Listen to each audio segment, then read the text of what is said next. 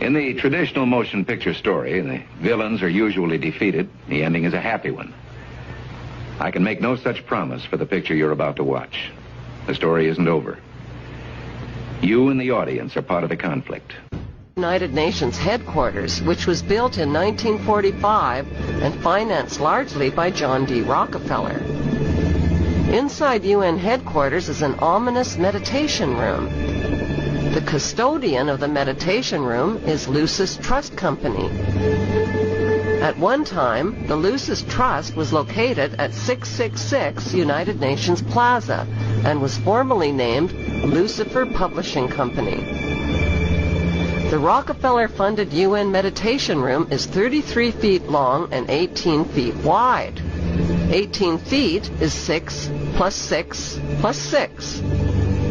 The small, dimly lit, windowless room was built in the shape of a pyramid that is laying on its side.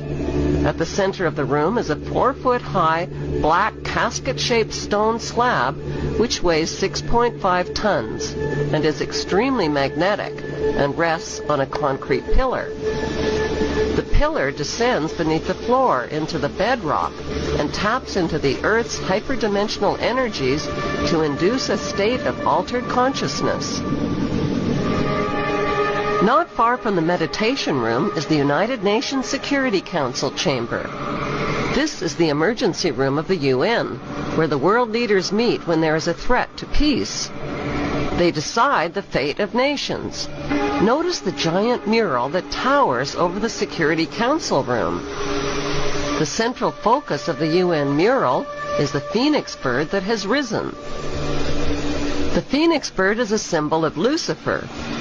Egyptians believed that the phoenix symbolized a god who rose to heaven in the form of a morning star like Lucifer after his fire immolation of death and rebirth. Notice that the phoenix bird is not standing above his own ashes.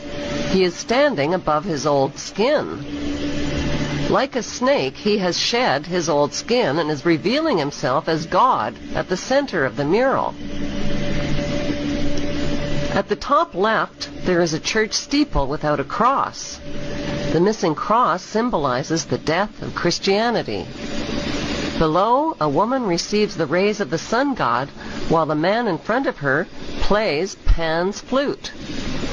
To their right are two pyramid symbols and people joined together by a long blue serpent-like claw. Below the risen phoenix, a sword is driven through a dragon beast. This represents the killing of old beliefs and religions that depicted Lucifer as a beast. The New World religion worships him as beautiful. Behind the phoenix, the ghostly figures of the walking dead are stepping into a void. They symbolize depopulation. On the right panel, the pale horse from the book of Revelation is the bringer of death to humanity through weapons, hunger, and disease. The man is releasing him. The chained black man represents slavery, while the top panel of the mural shows a technologically advanced white race who control industry, art, and science. In this post-apocalyptic mural, the military man standing on the tail of the beast represents worldwide military power. He tips his helmet to the elite, who are climbing out from underground cities where they safely hid from the apocalypse. In the main oval panel above the phoenix bird, a woman is holding flowers. She is the bride in a wedding ceremony. Could the newlyweds symbolize William and Kate? The serpent in human form is tempting the little girl Eve, who accepts the apple. On the right side of the top panel, a reptilian green creature with scaly skin is dancing with a naked woman while musicians entertain him. The general message of the UN's Phoenix Rising mural is that humanity is stepping into a new Luciferic reality. Beneath this disturbingly prophetic mural, world leaders make global decisions that affect the lives of nearly 7 billion people. An occult organization that currently has its headquarters within the United Nations. The objectives of this organization, Lucifer Trust, have been codified and embodied in the United Nations Universal Declaration of Human Rights and in the United Nations Charter. Alice A. Bailey, the founder of the quote organization Lucifer Trust, developed 10 strategies to establish a new world order. These strategies are, number 1, push God out of the schools. If the people grow up without reference to God, then they will consider God irrelevant to day-to-day life. They know that they have to go after the very things that the Judeo-Christian tradition honors and values. Morality, belief in God, faith, the importance of family, the sanctity of life, the sanctity of marriage. Number 2, break the traditional Judeo-Christian family concept. Break communication between parents and children so that parents can't pass on spiritual values to their children. Do this by pushing excessive child rights. They are extremely anti-parent. It is an effort to get the children to abandon the values of their parents. Through the propaganda they teach them, 7 hours a day for 13 years, and even longer if they attend college. We are losing most of our children to the other side because of the anti-American, anti-God, and anti-free enterprise rhetoric they are filled with in the government schools. Number 3, remove restrictions on sex.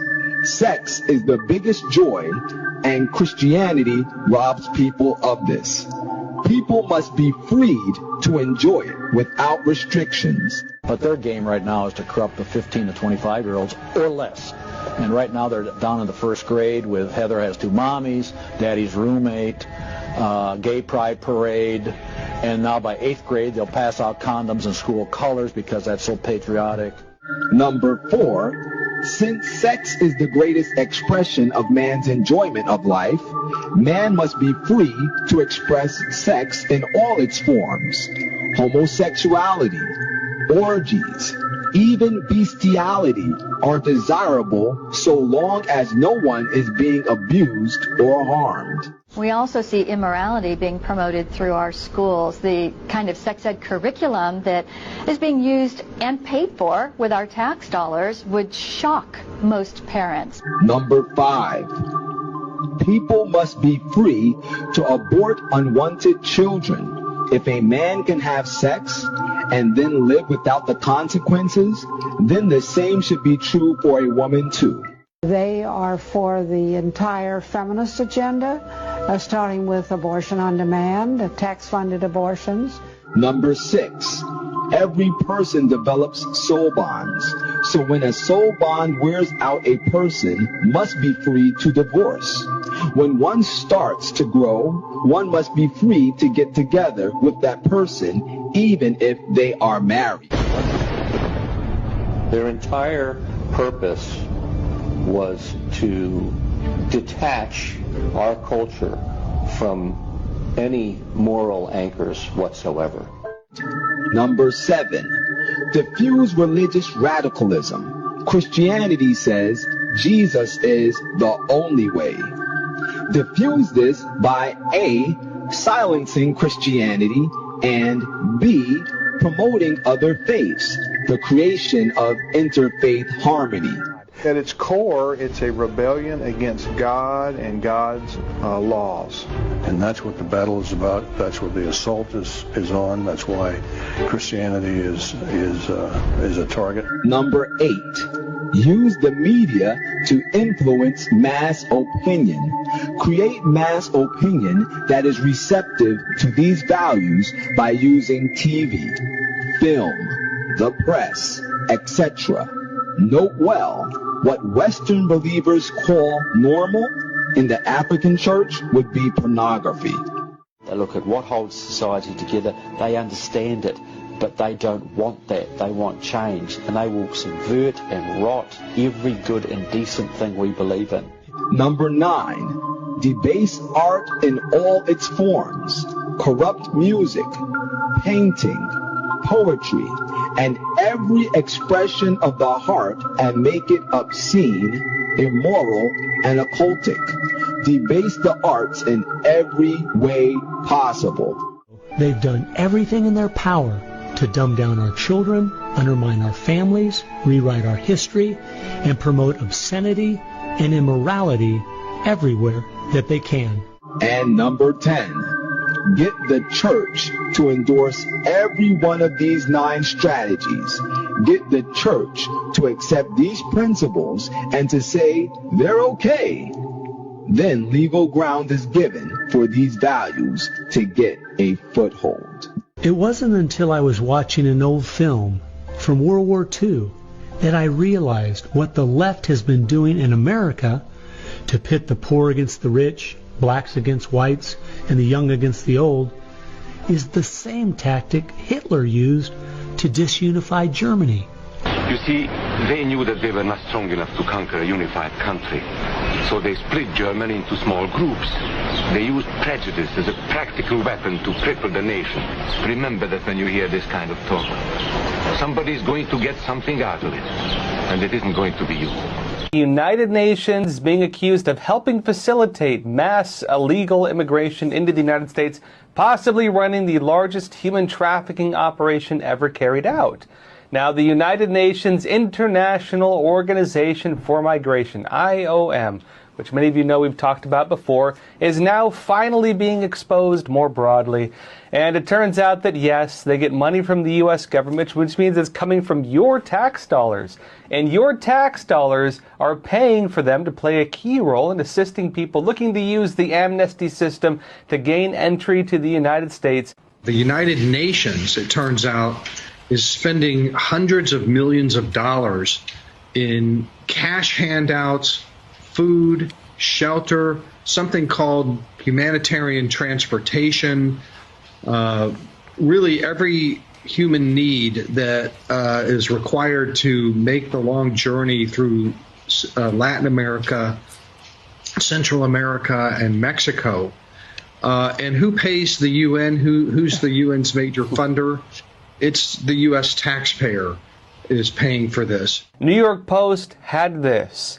The United Nations just released the 2024 Interagency Coordination Platform for Refugees and Migrants from Venezuela. Remember, this is just about Venezuela. It's bigger than this, so keep in mind this is just a small piece.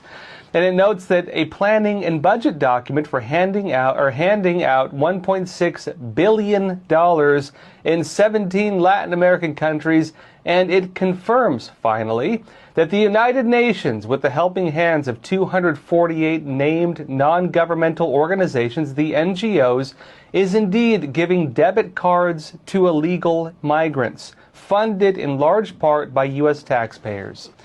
Zero Hedge said this.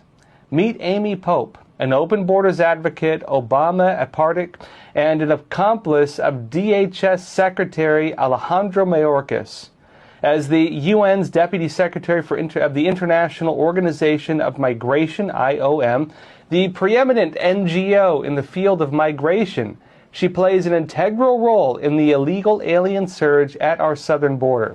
Further in, it states, her coronation occurred at the United Nations 87th Assembly, meeting with world leaders on human mobility, quote unquote, to harness the power of migration, quote unquote, where migration is a powerful driver to fulfill the UN's Agenda 2030 for Sustainable Development Goals. Remember, the United Nations has Agenda 2030, and that includes 17 Sustainable Development Goals, the socialist wish list of all the things they want to change in the world. And they're saying that they need illegal immigrants to do it. They need to bring, it seems, the entire southern hemisphere of the world and flood it into the northern hemisphere, almost entirely into the United States, maybe Canada, and of course into Western Europe. Now, this woman who's the head of the IOM, she's proud to be moving tens of millions of people, it says, from their land of origin to destabilize Western host nations. Behind the New World Order. The Masons? Yes. The Illuminati? Yep. The Bilderberg Group? Yep. Bohemian Club? Mm-hmm. Nobody really knows. But when